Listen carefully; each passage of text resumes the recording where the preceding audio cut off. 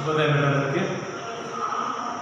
మరి గత క్లాస్లో వెంకన్న పాఠ్యభాగం గురించి చెప్పడం జరిగింది. సెకండ్ సెమ్లో వెంకన్న పాఠ్యభాగ రచయిత ఆచార్య పాకాల యశోదారెడ్డి గారు. మరి ఈయన గురించి ఎక్కడ పుట్టింది అనే విషయాల గురించి వైపర్యంలో చెప్పడం జరిగింది. మరి పాఠ్యభాగం విషయంలోకి వచ్చినట్లయితే ఈ పాఠ్యభాగంలో తెలంగాణ యాస భాష గురించి, గ్రామీణ ప్రాంతాల్లో మాట్లాడుతున్నటువంటి భాష గురించి, ప్రజలు వాళ్ళ కట్టమైన రీతిలో మాట్లాడుతున్న భాష గురించి చాలా అద్భుతంగా వర్ణించడం జరిగింది. ఇంకా తెలంగాణ గ్రామంలో ఉన్నటువంటి విధానానికి, పట్టణంలో ఉన్నటువంటి విధానానికి రెండింటినీ కూడా తారకంగా చూపుతూ మరి గ్రామాలే చాలా అద్భుతంగా ఉంటాయని చెప్పేసి చెప్పడం అనేది జరుగుతూ ఉంది. మరి ఈ వెంకన్న కథ ముఖ్యంగా చెప్పాలంటే ఒక వెంకన్న అనేది ఒక ఎద్దు అన్నమాట. ఒక ఎద్దు పొడవుడు కదా, ఆ ఎద్దు అన్నమాట. మరి ఆ సీతక్క అనేది ఒక ఆవు. ఎవరు? సీతక్క. మరి పాఠ్యభాగం విషయంలోకి వచ్చినట్లయితే సీతక్క ఆవు పేరు అది కట్టలేదు. కర్ణపు రాజయ్య మందులో మంచి కోడలుంటే ఆ మందులోకి పంపించాడు. మరి ఏం చేసిందంటే సీతక్క ప్రెగ్నెంట్ కాదని అంటారు కదా, కడుపుతో లేదు, కట్టలేదన్నమాట. ఆవు కట్టలేదు కాబట్టి కట్టలేదని చెప్పేసి చాలామంది అనుకుంటా ఉన్నారు ఊళ్ళలో. ఇప్పుడు దాదాపు పెళ్ళి అయిపోయిన సంవత్సరాలు కూడా ఇంకా ఆమె నీళ్ళు పోసుకోలేదు అని చెప్పేసి 10 మంది 10 రకాలుగా హేళన చేస్తూ ఉంటారు. ఇక్కడ కూడా ఆవుకు చెప్పినాం కదా, గత క్లాస్లో ఏం చెప్పినామో పశువులకు కూడా మనసత్వం ఉంటుంది అని చెప్పి చెప్పడం జరిగింది. వాటి మధ్య ప్రేమానుబంధాల గురించి కవితలో వర్ణించడం చెప్పినారు. మరి సీతక్క కట్టలేదు, కానీ రాజయ్య మందులో మంచి కోడలు ఉంటే ఆ మందులోకి పంపాడు. ఏం చేసినంటే ఆమె రాజయ్య మందులో దూళ్ళ మందు ఉంటుంది కదా, ఆ మందులోకి పంపిస్తే కట్టుదేమని చెప్పేసి అక్కడికి పంపడం అనేది జరిగింది. అయినా అది కట్టలేదు. ఏం చేయాలో అర్థం కాక గడెలు పంపిద్దాం అనుకున్నాను. మరి ఏం చేసిందంటే ఆ మందులోకి పంపిన కూడా అది సీతక్క కట్టలేదు. కట్టకపోయేసరికి ఏమైందంటే మరి ఇక అట్లా కాదు, ఈ ఆవుని ఏమైనా చేసి పంపించేద్దామని చెప్పేసి ఆమె అనుకున్నాను. దాన్ని గడెలకు తోలారు. దాని యజమాని ముక్తమ్మ. అయితే ఈ ముక్తమ్మ అనే ఆమె ఇంకా దీన్ని మొత్తానికి పూర్వమంది ఊళ్ళల్లో సపరేట్గా మెరుగుదల ఊళ్ళలో ఉన్నటువంటి దూలపోటు పంపేయడం అనేది జరుగుతున్నాను. ఈ దూలపోటు ఉన్నటువంటి దీనికి యజమాని ఉన్నారంటే ముక్తమ్మ ఉన్నారన్నమాట. ఈ ముక్తమ్మ చెల్లెలు 30 రూపాయలు పంపించింది. ముక్తమ్మ యొక్క చెల్లెలు 30 రూపాయలు పంపించింది. ఎందుకోసం అంటే ఆ ఊళ్ళో వెంకటరామరెడ్డి శ్రీరంగాపురము వెళ్ళి 2000 ఖర్చు చేసి 2 కోడలు తెచ్చాడు. ఆయన వెంకటరామరెడ్డి అని శ్రీరంగపురంలో వెంకటరామరెడ్డి అని చెప్పేసి ఒక ఆయన ఉండేవాడు.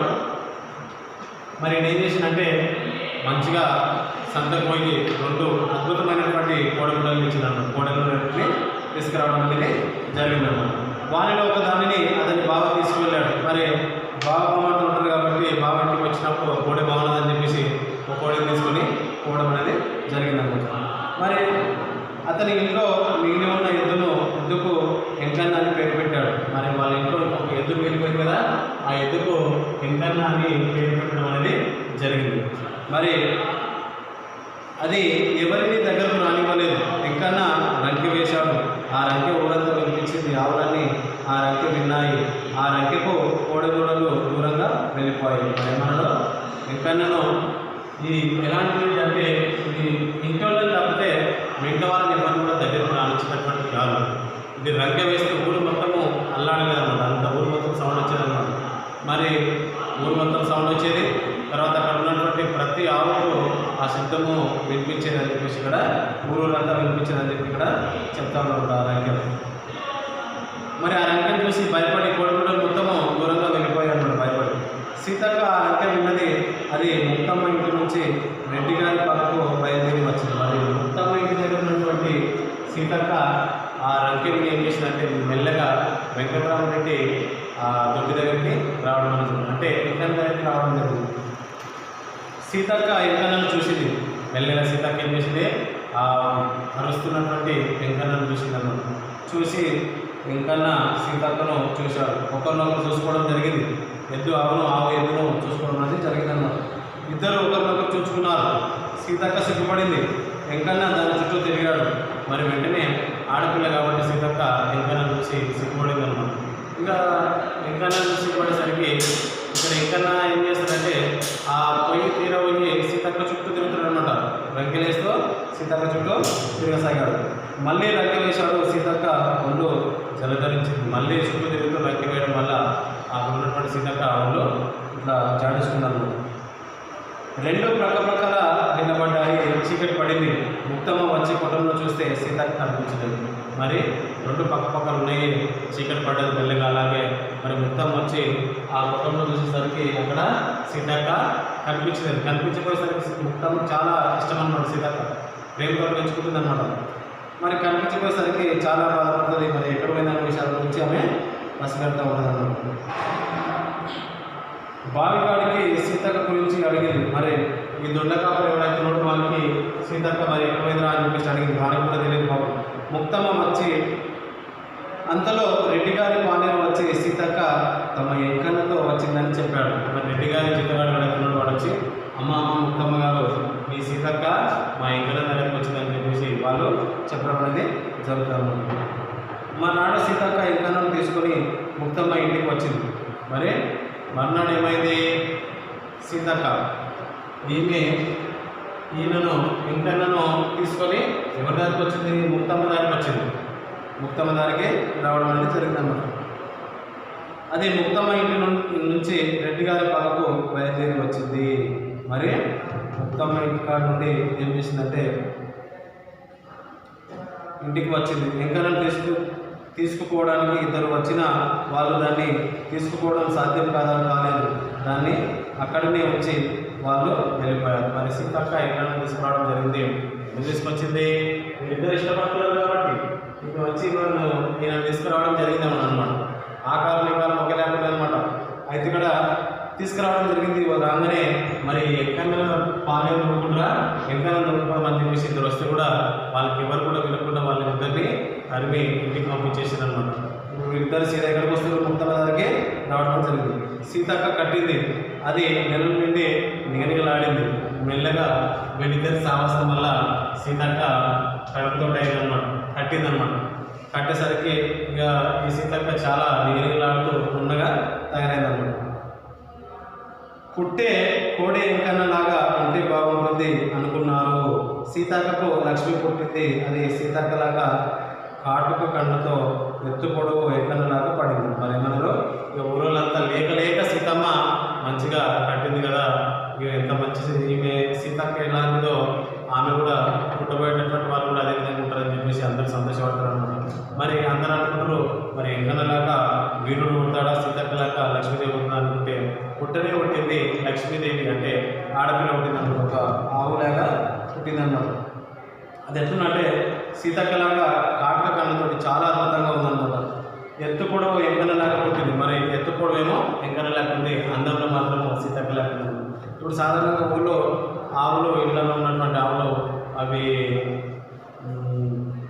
పిల్లలు తీసినాయి ఏమవుతుంది? అది చూడడానికి చిన్నగా కనిపిస్తాయి కాబట్టి వాటిని చూసి మంచిగా ముందుగా ముక్కతోటి ఆడుకోవడం అనేది జరుగుతుంది. ఈ విధంగా కండేమో ఎవరు లేకుండా శరీరం మొత్తం తల్లి లేకుండా, మరి ఎత్తు పొడవేమో తల్లిలాగా ఉండడం జరిగిందన్నమాట. అలాంటి పెయ్యదుడని ఎక్కడా చూడలేదు జనం అనుకున్నారు. మరి అందరూ ప్రజలు అనుకున్నారు, అయ్యో ఇంత మంచి దూడని నేను ఎప్పుడు కూడా ఈ ఆవులో చూడలేదు, ఎక్కడ చూడలేదు అని చెప్పేసి ప్రజలు మొత్తము అనుకున్నారు. అంత అందంగా ఉందన్నమాట.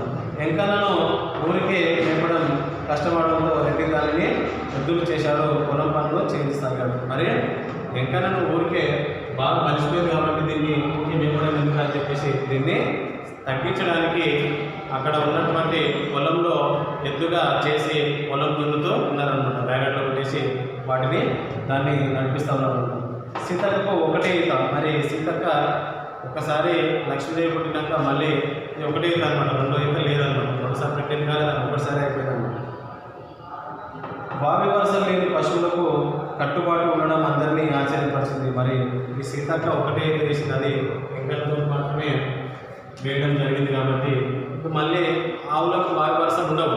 దూళ్ళలో పోయినాక ఆటోమేటిక్గా పట్టేస్తాయి. కాబట్టి అట్లా కాకుండా ఏం చేసిందంటే సీతకు ఒకటే ఉన్నది, తర్వాత మళ్ళీ ఎవరికి కూడా తాకలేదు అని చెప్పేసి ఇక్కడ చెప్తుంది. ఇవన్నీ ఎవరికి ప్రజలు మొత్తం ఆశ్చర్యపోతున్నారు అనమాట. ఎందుకంటే పశువుల్లో ఏంది ఇంత మనుషుల్లోనే లేదు ఈ కాలంలో, అటువంటిది పశువుల్లో ఇంత మానవత్వం ఎక్కడ చెప్పేసి అనుకుంటున్నారు అనమాట.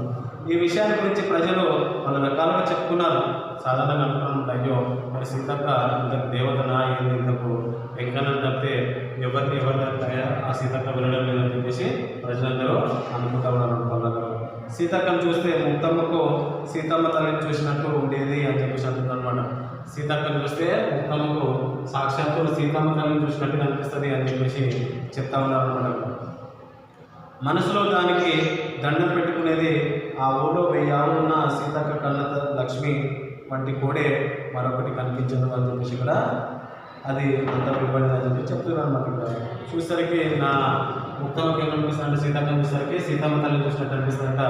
లోపలనే సీతమ్మ తల్లికి నమస్కరిస్తుంది అనమాట. ఇది ముక్తమ్మ అంత నమస్కారం పెట్టంత స్పష్టంగా ఆమె అక్కడ కనిపించింది అన్నమాట సీతక్క.